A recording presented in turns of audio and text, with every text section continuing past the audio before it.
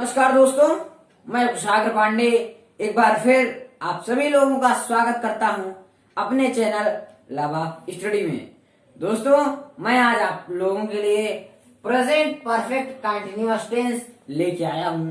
जैसा मैंने पिछले वीडियो में प्रेजेंट परफेक्ट और present continuous, present indefinite tense बताया था, ठीक उसी क्रम में इस प्रेजेंट टेंस का आखिरी part present perfect continuous tense समाप्त हो जाएगा आज। और दोस्तों, अगर आपको हमारा ये वीडियो अच्छा लगे तो प्लीज हमारे वीडियो को ज्यादा से ज्यादा शेयर और सब्सक्राइब करें। दोस्तों, आज हम जानेंगे अपना topic present perfect continuous tense. मैं इस प्रेजेंट परफेक्ट कंटीन्यूअस टेंस में आप लोगों को स्ट्रक्चर और पॉइंट टू रिमेम्बर, फिर पहचान, इसके बाद सिंस और फॉर का प्रयोग, उसके बाद प्रेजेंट परफेक्ट कंटीन्यूअस टेंस का प्रयोग, फिर कुछ उदाहरण वीडियो के लास्ट में आपको बताऊंगा। और मैं पिछले वीडियो के लिंक इसके डिस्क्रिप्शन बॉक्स में डाल दे रहा हूं ताकि आप लोग वो वीडियो भी देख सकें। आइए देखते हैं आज का topic present perfect continuous tense. Structure, सबसे पहले हम बताएंगे आप लोगों को स्ट्रक्चर मीन्स आप लोग जानते होंगे ढांचा। यही स्ट्रक्चर जो है इसी की हिंदी होती है ढांचा, लेकिन यहाँ पे इसे सूत्र कहा जाएगा। वास्तविक मीनिंग इसकी ढांचा होती है, लेकिन इसे यहाँ सूत्र कहा जाएगा। क्या कहा जाएगा? सूत्र। हमारा सूत्र क्या है? देखिए एक बात और, अगर आपने सूत्र नहीं पढ़ा या सूत्र को नहीं याद किया तो आप प्रेजेंट परफेक्ट कंटीन्यूअस टेंस ही नहीं, कोई भी टेंस आप ट्रांसलेट नहीं कर सकते हैं। क्योंकि अगर आप सूत्र नहीं याद करते हैं तो आप कोई भी सवाल नहीं लगा सकते हैं। ठीक उसी तरह अगर आप स्ट्रक्चर नहीं याद करेंगे तो आप कोई भी ट्रांसलेशन नहीं कर सकते हैं। दोस्तों, हमने यहाँ लिखा हुआ है इसका स्ट्रक्चर। सब्जेक्ट, यस मीन्स होता है सब्जेक्ट, सब्जेक्ट मीन्स होता है कर्ता प्लस हैज बीन या हैव बीन। कर्ता प्लस हैज बीन या हैव बीन आ जाए ट्रांसलेट करने में, इंग्लिश ट्रांसलेशन में आ जाए, हैज बीन आए चाहे हैव बीन आए, तो हमारा प्रेजेंट परफेक्ट कंटीन्यूअस टेंस कहलाएगा। दोस्तों, स्ट्रक्चर हो गया सब्जेक्ट मीन्स कर्ता, और हैज हैव बीन जो है हेल्पिंग वर्ब है हमारा, क्या? सहायक क्रिया। अगर हमारा सहायक क्रिया हैज बीन या हैव बीन आता है तो हमारा प्रेजेंट परफेक्ट कंटीन्यूअस टेंस कहलाएगा। तो स्ट्रक्चर सुन लीजिए, कर्ता plus helping verb has have been plus ING form, जिसे वर्ब का फोर्थ फॉर्म भी कहते हैं। मैंने प्रेजेंट कंटीन्यूअस टेंस में बताया था इसको विस्तार करके। और प्लस अदर वर्ड, यानी कर्ता प्लस सहायक क्रिया प्लस आईएनजी फॉर्म प्लस अन्य सब। ये सूत्र है। सूत्र आप लोगों को एकदम अच्छे से समझ में आ चुका होगा और आप इस सूत्र को याद भी कर लीजिए। पॉइंट टू रिमेम्बर, याद करने की विन, याद करने वाली विन। हमने यहाँ दो स्टेप लिखे हुए हैं। स्टेप फर्स्ट हमने लिखा है IU तथा अन्य प्लूरल सब्जेक्ट या बहुवचन कर्ताओं के साथ have been plus ING form या वर्ब के फोर्थ फॉर्म का प्रयोग होता है। दोस्तों, IU यानी मैं, तुम, और अन्य बहुवचन कर्ताओं के साथ IU तथा अन्य बहुवचन कर्ताओं के साथ हैज बीन का प्रयोग होगा। बहुवचन कर्ताओं के साथ हैज बीन का प्रयोग प्लस आईएनजी फॉर्म का प्रयोग होगा, तो हमारा प्रेजेंट परफेक्ट कंटीन्यूअस टेंस कहलाएगा। मैंने यहाँ एग्जाम्पल लिया हुआ है, इस एग्जाम्पल को समझाते हुए आप लोगों को ये स्टेप क्लियर करूंगा। मैंने यहाँ लिया है I have been eating for 2 hour. मैं 2 घंटे से खा रहा हूं। किस 2 घंटे से खा रहा हूं नहीं पता है, तो अनिश्चित समय है, इस वजह से फॉर का प्रयोग हुआ है। आप समझ जाइए, मैं की इंग्लिश होगी आई के साथ हैव बीन का प्रयोग मैंने इसमें लिखा हुआ है। आई के साथ हैव बीन का प्रयोग होगा। आई हैव बीन और ईट का आईएनजी फॉर्म ईटिंग होगा। I have been eating for 2 hour, other word है हमारा, क्या है, अदर वर्ड। यानी I have been eating for 2 hour, मैं 2 घंटे से भोजन कर रहा हूं, सॉरी मैं 2 घंटे से खा रहा हूं। किस 2 घंटे से खा रहा हूं ये हमारा क्लियर नहीं है, इस वजह से हमने यहाँ पे फॉर का प्रयोग किया है। अगर हमें ये पता होता कि मैं पिछले 2 घंटे से खा रहा हूं, तो यहां हो जाता I have been eating since 2 hour. मेरे ख्याल से आपको ये एग्जाम्पल एकदम अच्छे तरीके से समझ में आ चुका होगा। मैं एक बात और बताऊंगा इस एग्जाम्पल में, आई जो हमारा करता है, हैव बीन हमारा हेल्पिंग वर्ब है, ईटिंग हमारा वर्ब का 4th फॉर्म है, और फॉर 2 आवर हमारा अदर वर्ड है।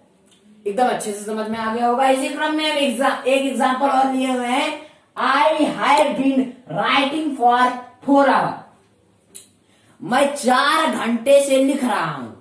किस 4 घंटे से लिख रहा हूं मुझे भी नहीं क्लियर है, आपको भी नहीं क्लियर है, तो यहां पे भी फॉर का प्रयोग होगा। मैं की इंग्लिश होगी आई जो है हमारा सब्जेक्ट है। आई देखिए सब्जेक्ट ये है आई, और हैव बीन, आई के साथ हैव बीन का प्रयोग इसमें लिखा हुआ है स्टेप फर्स्ट में। आई यू तथा अन्य प्लूरल सब्जेक्ट के साथ हैव बीन का प्रयोग होता है।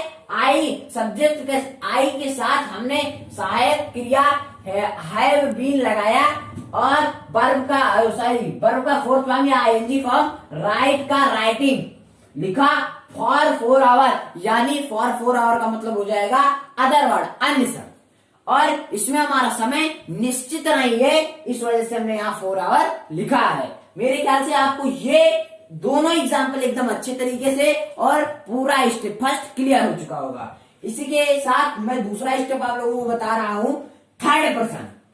थर्ड पर्सन मीन्स होता है प्रथम पुरुष या अन्य पुरुष।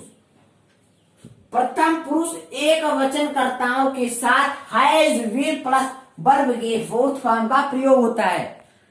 देखिए प्रथम पुरुष के साथ साथ या अन्य पुरुष या थर्ड पर्सन के साथ साथ एक वचन है, तभी अगर थर्ड पर्सन के साथ बहुवचन हो जाता है तो हमारा हैव बीन प्रयोग होगा, हैज बीन नहीं प्रयोग होगा।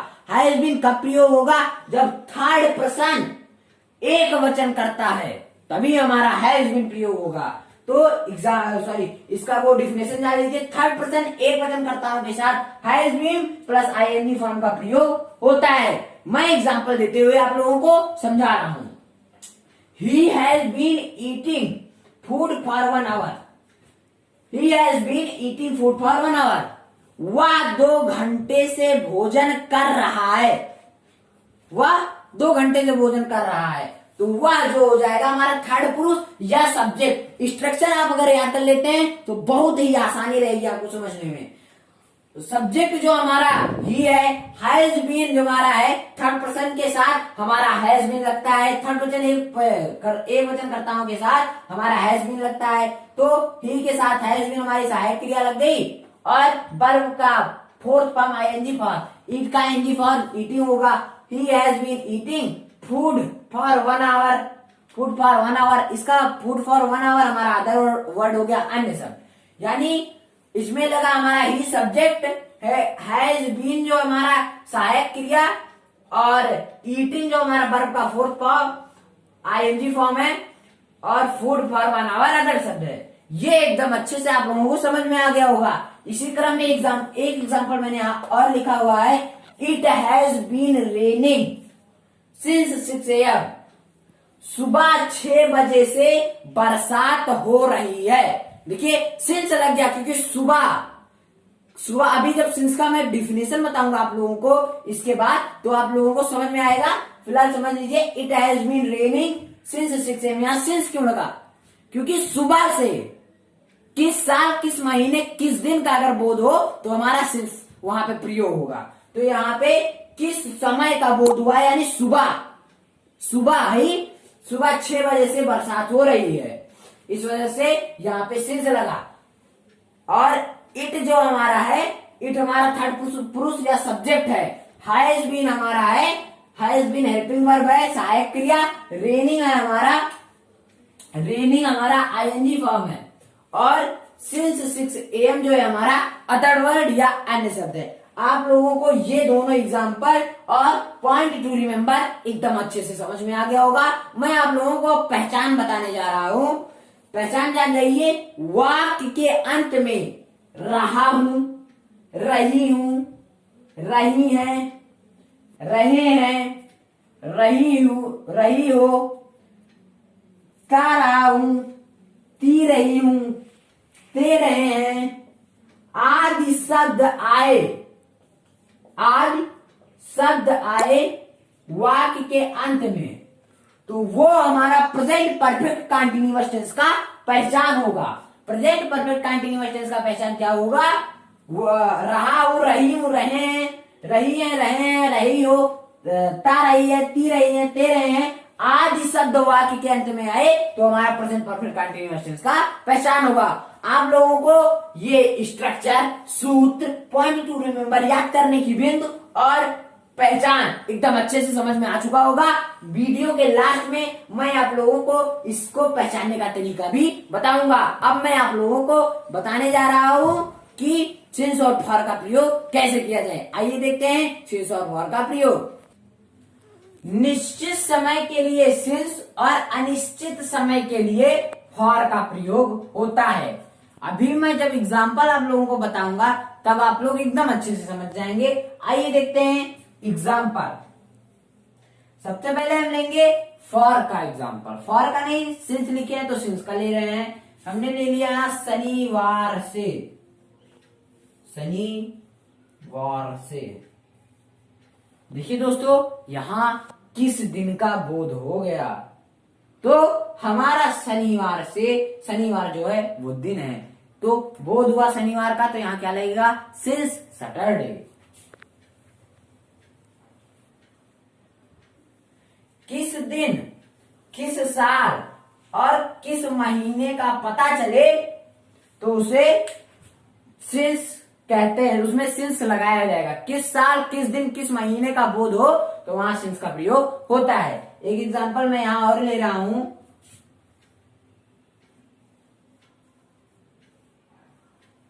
1990 से, 1990 देखिए दोस्तों, मैंने अभी बताया किस साल आ गया, किस साल, तो किस साल का बोध हो रहा है, इस वजह से हो जाएगा सिंस सैटरडे, सॉरी सिंस 1990। ये आप लोगों को एकदम अच्छे से क्लियर हो गया होगा। अब मैं बताने जा रहा हूं फॉर का एग्जाम्पल। जान जाइए फॉर का एग्जाम्पल भी। फॉर का मैंने ले लिया 5 वर्षों से, 5 वर्षों से। यहां पे हमारा अगर कितनी देर से, कितने समय से पता चले तो वहां फार का प्रयोग होता है। अभी मैं डेफिनेशन में बताया, कितनी देर से, कितने समय से पता चले तो फॉर का प्रयोग होता है। और ये हमारा निश्चित नहीं है, इस वजह से यहाँ पे फॉर का किस 5 वर्षों से, ये आपका नहीं क्लियर है कि कौन से 5 वर्षों से, आने वाला कि बीत गया जो वो, इस वजह से यहाँ पे फॉर का प्रयोग होगा। For 5 year. आप लोगों को ये एग्जाम्पल हमारा जो सिंस और फॉर का प्रयोग था एकदम अच्छे से समझ में आ चुका होगा। और मैं अब इसके बाद आप लोगों को प्रेजेंट परफेक्ट कंटीन्यूअस टेंस का, प्रेजेंट परफेक्ट कंटीन्यूअस टेंस का वो बताऊंगा, अरे प्रयोग। प्रेजेंट परफेक्ट कंटीन्यूअस टेंस का प्रयोग बताने जा रहे हैं। इस टेंस का प्रयोग उस कार्य को व्यक्त करने के लिए होता है जो भूतकाल में प्रारंभ हुआ है और अभी भी जारी है, यानी वर्तमान में भी उसका प्रभाव हो। जैसे इस काल का प्रयोग उस कार्य को व्यक्त करने के लिए होता है जो भूतकाल में प्रारंभ हुआ हो और अभी जारी हो। मैं एग्जांपल लिया हूं, मैं 6 महीने से अंग्रेजी सीख रहा हूं। दोस्तों, मैंने 6 महीने पहले शुरू किया था और अभी भी सीख ही रहा हूं, मैंने बंद नहीं किया है, क्योंकि 6 महीने ये मेरा बीत चुका, मैं भूतकाल में हो गया कि 6 महीने पहले मैंने शुरू किया था और अभी मैंने खत्म नहीं किया है, मैं सीख ही रहा हूं। इसका ट्रांसलेशन हो जाएगा। ट्रांसलेशन जब मैं करूंगा तो आप लोगों को ये और अच्छे समझ में आएगा। मैं इंग्लिश दोस्तों क्या होती है? आई, तो हमने यहां लिख दिया आई। आई के साथ हमारा क्या प्रयोग होगा, have been, I have been. Have been के बाद हम लर्न की आईएनजी फॉर्म क्या लिखेंगे, लर्निंग। तो I have been learning Angrezi की English, I have been learning English for 6 months। अब समझा रहा हूं, आई जो हमारा सब्जेक्ट है और हैव बीन हमारा हेल्पिंग वर्ब है, लर्निंग हमारा आईएनजी फॉर्म है, इंग्लिश फॉर 6 months हमारा अदर वर्ड है। यानी 6 महीने पहले मैंने शुरू किया था और अभी भी सीख ही रहा हूं। अभी मैंने बंद नहीं किया है, मैं सीख ही रहा हूं, क्योंकि मैंने 6 महीने पहले शुरू किया और अभी सीख रहा हूं। तो I have been learning English for 6 months। Subject ये आई हमारा करता है, हैव बीन है सहायक क्रिया है, लर्निंग हमारा आईएनजी फॉर्म है, इंग्लिश फॉर 6 months हमारा अन्य शब्द है। दोस्तों, आपको प्रेजेंट परफेक्ट कंटीन्यूअस टेंस का प्रयोग एकदम अच्छे से समझ में आ चुका होगा। जैसा मैंने कहा था कि वीडियो के लास्ट में मैं आप लोगों को कुछ उदाहरण देते हुए प्रेजेंट परफेक्ट कंटीन्यूअस टेंस को पहचानवाऊंगा। आइए देखते हैं उस उदाहरण को। मैं 2 घंटे से लिख रहा हूं। दोस्तों, मैंने बताया था वाक्य के अंत में रहा हूं, रही हूं, रहे हैं आदि शब्द आए तो हमारा प्रेजेंट परफेक्ट कंटीन्यूअस टेंस कहलाएगा। सबसे पहचानने का तरीका ये है, और 2 घंटे से भी है। कई जगह नहीं पूछा जाता है, इस वजह से घंटे का प्रयोग, लेकिन आज अधिकतर घंटा पूछा जाता है। वह 2 घंटे से जा रहा था, वह पिछले 5 वर्ष से सो रहा है। इस तरह प्रश्न पूछे जाते हैं और इसको इस प्रेजेंट परफेक्ट कंटीन्यूअस टेंस को पहचानने का तरीका ट्रांसलेट में हैज बीन या हैव बीन आए तो हमारा प्रेजेंट परफेक्ट कंटीन्यूअस टेंस कहलाएगा। हम इसका ट्रांसलेट करने जा रहे हैं। मैं की इंग्लिश दोस्तों क्या होती है, आई के साथ किसका प्रयोग होता है, have been. I have been और लिख, राइट का थर्ड फॉर्म क्या होगा दोस्तों, written, writing. I have been writing for 2 hours। क्योंकि हमारा यहाँ समय निश्चित नहीं है, मैं किस 2 घंटे से लिख रहा हूं ये हमारा नहीं क्लियर है, इस वजह से हो जाएगा for 2 hours। आई हमारा सब्जेक्ट या करता है, हैज बीन हमारा हेल्पिंग वर्ब या सहायक क्रिया है, राइटिंग जो है हमारा दोस्तों आईएनजी फॉर्म या वर्ब का 4th फॉर्म है, फॉर 2 hours हमारा अदर शब्द या अन्य शब्द है। मेरे ख्याल से आपको मैं 2 घंटे से लिख रहा हूं और प्रेजेंट परफेक्ट कंटीन्यूअस टेंस एकदम अच्छे से समझ में आ चुका होगा। एक एग्जांपल मैंने और लिया है जो कि बिना घंटे, बिना दिन, बिना महीने का है। इसको पहचानने का सबसे आसान तरीका, वाक्य के अंत में मैंने बताया था ते रहे हैं, ती रही हैं आदि शब्द आए तो हमारा प्रेजेंट परफेक्ट कंटीन्यूअस टेंस कहलाएगा। तो लड़के की इंग्लिश क्या होगी, बॉयज। द बॉयज बहुवचन कर्ताओं के साथ किसका प्रयोग होता है, have been. The boys have been. Read का थर्ड फॉर्म क्या होगा, reading. The boys have been reading. The boys जो हमारा सब्जेक्ट या करता, हैव बीन हमारा हेल्पिंग वर्ब या सहायक क्रिया, रीडिंग है हमारा वर्ब का 4th फॉर्म या आईएनजी फॉर्म। दोस्तों, मेरे ख्याल से आपको हमारा ये प्रेजेंट परफेक्ट कंटीन्यूअस टेंस एकदम अच्छे से समझ में आ चुका होगा। अगर आपको हमारा ये वीडियो अच्छा लगा हो तो प्लीज हमारे वीडियो को ज्यादा से ज्यादा लाइक और शेयर, सब्सक्राइब करें। धन्यवाद।